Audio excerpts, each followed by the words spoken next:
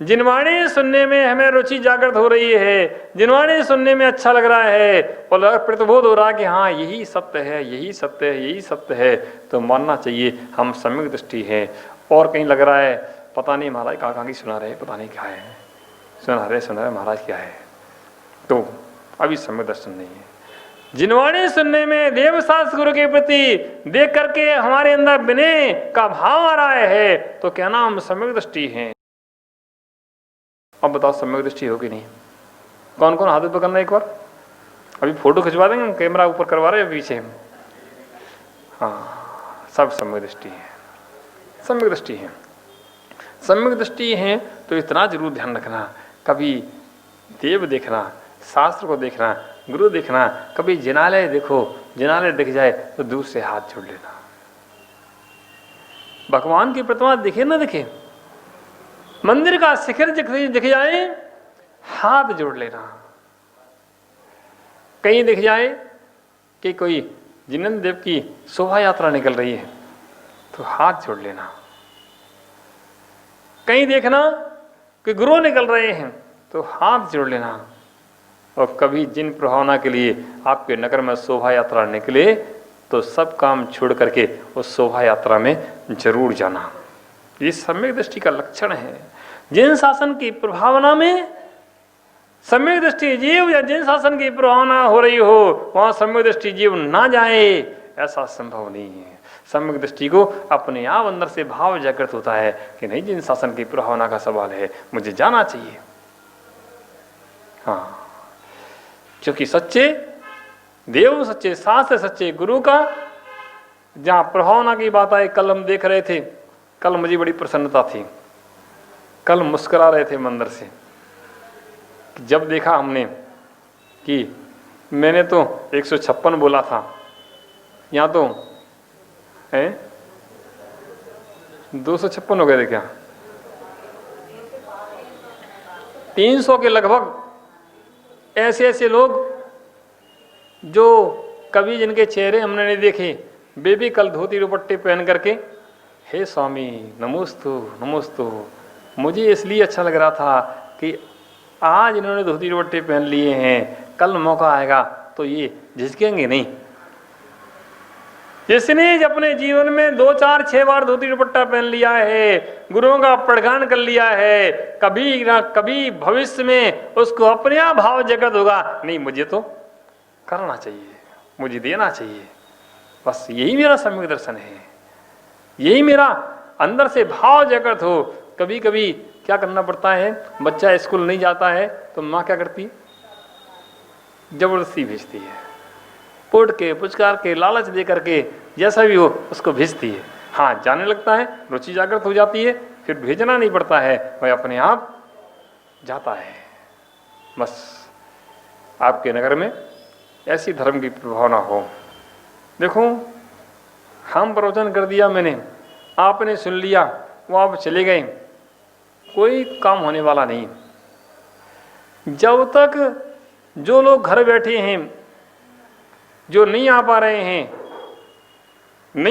हैं, वे भी निकल के आ जाएं, उनको भी लगे कि मुझे कुछ करना चाहिए, तब मानना कि हाँ धर्म की प्रभावना हुई है। जो लोग मात्र मंदिर के हाथ जोड़ करके, देखो भाई बाहर खड़े हैं, मैं देख रहा हूं यहां से, बहुत कम चेहरा दिखता लेकिन कल से दिखने लगा, कल शाम को भी आए थे भैया व्रती में, तो श्रेष्ठ अच्छा लगता है, प्रसन्नता होती है, प्रसन्नता होती है कि जब कोई नया व्यक्ति इस धर्म के मार्ग से जुड़ता है। तो प्यारे बंधुओं, सम्यक दर्शन, सम्यक ज्ञान, सम्यक चारित्र और सम्यक तप जब चारों मिलते हैं तो सिद्धा जीवा न संदेह हो, जो जीव सिद्ध होता है इसमें कोई संदेह नहीं है, वह सिद्ध दशा को प्राप्त करता है। विषय चल रहा है सम्यक दर्शन का,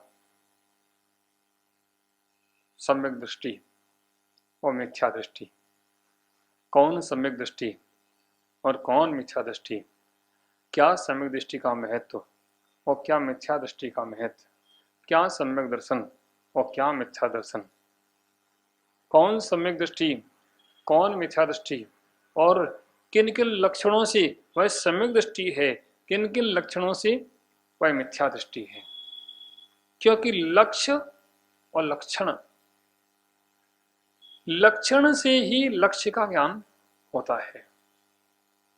जब तक लक्षण का ज्ञान नहीं है तब तक लक्ष्य का ज्ञान भी नहीं होगा। सम्यक दर्शन के लक्षण क्या क्या है, वे लक्षण सम्यक दृष्टि में है कि नहीं है।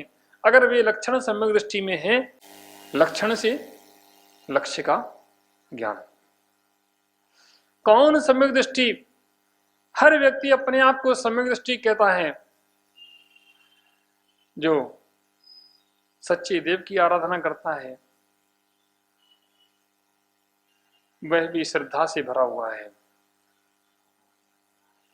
जो सच्चे देव की आराधना करता है, सच्चे शास्त्र की आराधना करता है, सच्चे गुरुओं की आराधना करता है, वह भी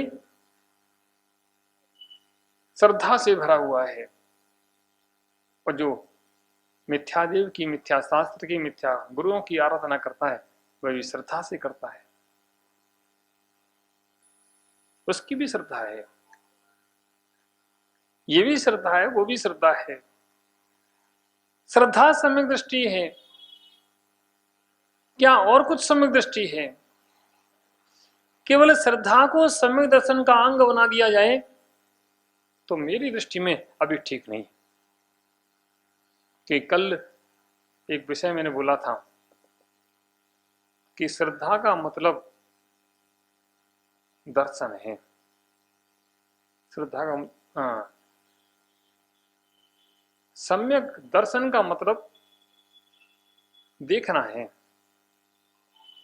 और फिर श्रद्धान करना है।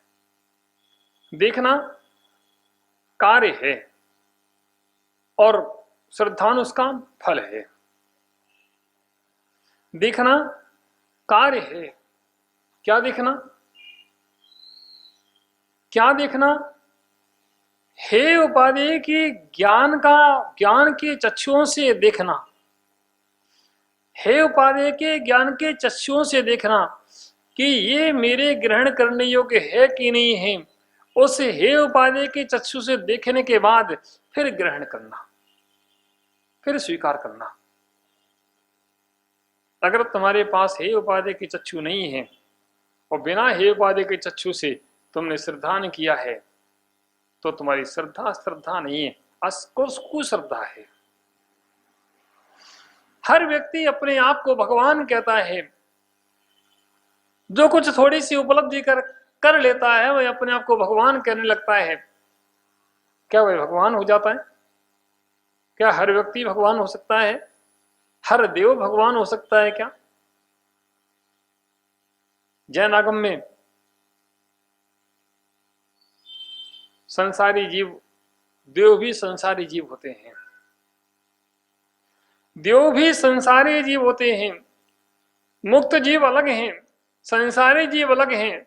संसारी जीवों के भेदों में 4 गतियां बनी गई हैं, मनुष्य गति, देव गति और नरक गति और त्रिंच गति। वह भी देव हैं। क्या वह देव पूज्य है? अरे वे देव तो तुम्हारी स्वयं आके पूजा करते हैं। अगर तुम्हारे अंदर सम्यक दर्शन है तो जो संसारी देव हैं, क्योंकि वह सम्यक दर्शन की पूजा करते हैं। सम्यक दृष्टि पूज्य है, सम्यक दर्शन पूज्य है, और हम उन देवों की आराधना करें तो विपरीतता हो गई। ये दर्शन की परिभाषा नहीं है। एक छोटी सी परिभाषा हम बना देते हैं कि दर्शन यानी श्रद्धान। दर्शन यानी श्रद्धान, ठीक है। लेकिन बुद्धि विवेक पूर्वक किया गया श्रद्धान, बुद्धि विवेक से जान करके जो हमारा विश्वास किया जाता है, जो रुचि की जाती है, वह हमारा श्रद्धान है। उसको कहना चाहिए सम्यक दर्शन। इसीलिए आचार्यों ने एक शब्द और लगा दिया, सम्यक। क्यों लगाया? वह सम्यक शब्द इस हेतु का है कि हमें हमारी श्रद्धा जो है वह किन अंशों पर और कहाँ होना चाहिए, किन अंशों पर और कहाँ होना चाहिए। अगर हमारा श्रद्धान गलत स्थानों पर है, हमारा विश्वास गलत स्थानों पर है, तो वह तुम्हारे लिए कभी कल्याणकारी नहीं हो सकता है, वह तुम्हारा कभी कल्याण नहीं कर सकता है। अगर श्रद्धान सही है, सही स्थान पर है, तब तो तुम्हारा कल्याण हो सकता है। और श्रद्धान तुम्हारा गलत है, गलत मार्ग पर है, अगर गलत मार्ग पर तुम्हारा श्रद्धान जा रहा है, तो वह तुम्हारा श्रद्धान कभी तुम्हारा कल्याण नहीं कर सकता। इसीलिए आचार्य समंतबद्ध स्वामी जो इस युग के महान तर्क शास्त्र के ज्ञाता हुए हैं, न्याय के ज्ञाता हुए हैं, आचार्य अकंक देव जो न्याय शास्त्र के महान प्रकांड विद्वान हुए हैं, उन्होंने न्याय विनिश्चय, न्याय दीपिका, देवागम आदि, अष्टसहस्त्री, अष्टसती, परीक्षा मुख, आला पद्धति ऐसी न्याय ग्रंथों को लिखा है, जिसमें हम देव शास्त्र गुरु की हम पहचान करते हैं कि क्या देव हैं, क्या शास्त्र हैं, क्या गुरु हैं। आप तो परीक्षा, जिसमें आप तो माने भगवान कैसे हो, उन भगवान की परीक्षा की जाती है। अगर भगवान उन लक्षणों से सहित नहीं है, तो ये भगवान मेरे द्वारा पूज्य नहीं है, मैं उनका श्रद्धान नहीं करता हूं। एक तो सामान्य श्रद्धा होती है कि ठीक है, हमने जिन शासन में जन्म लिया है, जिन शासन में जन्म लेने के बाद ये देव हमारे द्वारा पूज्य हैं, ये देव, ये शास्त्र, ये गुरु हमारे द्वारा पूज्य हैं, ऐसा हमारा श्रद्धान, ये सामान्य जनों का श्रद्धान है। दो प्रकार के जीव श्रद्धानी होते हैं, एक तो आज्ञा सम्यक्ति, एक परीक्षा करके सम्यक्त धारण करते हैं, परीक्षा करके तब विश्वास करते हैं। एक तो वचनों पर विश्वास कर लेते हैं और दूसरा परीक्षा करके फिर विश्वास करते हैं। तो आचार्य समंतबद्ध स्वामी उन्होंने भगवान की परीक्षा की। देवागम स्तोत्र में एक लाइन उन्होंने लिखी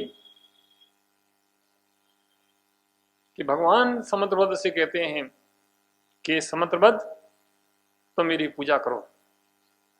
क्यों? देवागम नभोयान चामरादि भूतिया, देवागम नभोयान चामरादि भूतिया। हे समंतबद्ध, मेरे यहां देवों का आगमन होता है, आकाश में मेरा गमन होता है, मेरे ऊपर चरण ढाए जाते हैं, मेरे अष्ट प्रात्याहार हैं, तुम मेरी पूजा करो। मेरा आकाश में गमन होता है, चमर ढाए जाते हैं, देव मेरी सभा में बैठते हैं, इसलिए आप मेरी पूजा करें। समंतबद्ध स्वामी कहते हैं, हे प्रभु, हे प्रभु, इन लक्षणों से हम आपकी पूजा नहीं कर सकते हैं, इन लक्षणों से हम आपकी पूजा नहीं कर सकते हैं। ये लक्षण पूज्यता के लक्षण नहीं हो सकते हैं, ये लक्षण पूज्यता के लक्षण नहीं है। माना कि आपके ऊपर चमन ढाए जाते हैं, माना कि आपके यहाँ देवों का आगमन होता है, माना कि आपका आकाश में गमन होता है, लेकिन ये लक्षण आपके पूज्यता के लक्षण नहीं है। ये तो बहुत बड़ी बात है। अभी वर्तमान में किसी का आकाश में गमन होने लगे तो क्या करेंगे लोग? ओ, ये तो सिद्ध पुरुष आ गया। या किसी के यहां देवों का आगमन होता हो और पता चल जाए तो सिद्ध पुरुष हो गया। या किसी का वैभव, लंबा चौड़ा वैभव उन्होंने दिखाया और चमर ढाए जा रहे हैं और 10-20-50 अच्छा चारों तरफ पहरेदार लगे हैं और साज सज्जा बना हुआ वैभव,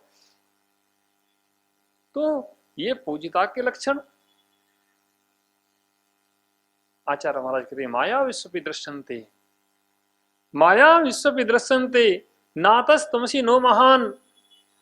हे भगवान, ये लक्षण तो मायावी लोगों में भी देखे जाते हैं, इन लक्षणों से कोई महान नहीं होता है।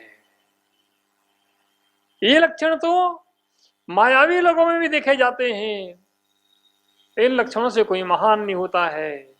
फिर भगवान कहते हैं पुनः कि भगवान हे समंत्रबद्ध, अगर इन लक्षणों से तुम मुझे पूज्य नहीं मानते कोई बात नहीं, मत मानो, लेकिन मेरे शरीर में पसीना नहीं आता है, मेरे शरीर में मल नहीं झरता है, मेरे शरीर में पसीना नहीं आता है, मेरे मल नहीं झरता है, अब तो नमस्कार करो। बताओ, अनंत के लक्षणों में ये लक्षण है, शरीर में पसीना नहीं आता है, मल नहीं झड़ता है, इसलिए आप मुझे नमस्कार करें। बोलो भाई अध्यक्ष महोदय, करोगे नमस्कार कि नहीं है? फिर कैसे करोगे? और क्या देखना चाहिए तुम्हें बताओ? अरे दिगंबर भेष है, सब कुछ है, पसीना नहीं आ रहा है, मल भी नहीं झर रहा है, कभी ग्रास भी उठा के नहीं खाते हैं, अब तो नमस्कार करो। ओ समुद्रवत स्वामी पुनः कहते हैं हे स्वामी क्षमा करें, इन लक्षणों से भी मैं आपको नमस्कार नहीं कर सकता हूं। रागादि मत्स्यसु, रागादि से शायद देवों में भी ऐसे लक्षण पाए जाते हैं। रागादि से शायद जो देव हैं, देवों के शरीर में पसीना नहीं आता है, उनके शरीर से मल नहीं झरता है, इन लक्षणों से भी हम आपको नमस्कार नहीं कर सकते हैं। समुद्र बुद्धि जैसी तार्किक बुद्धि आज वर्तमान में कहाँ है?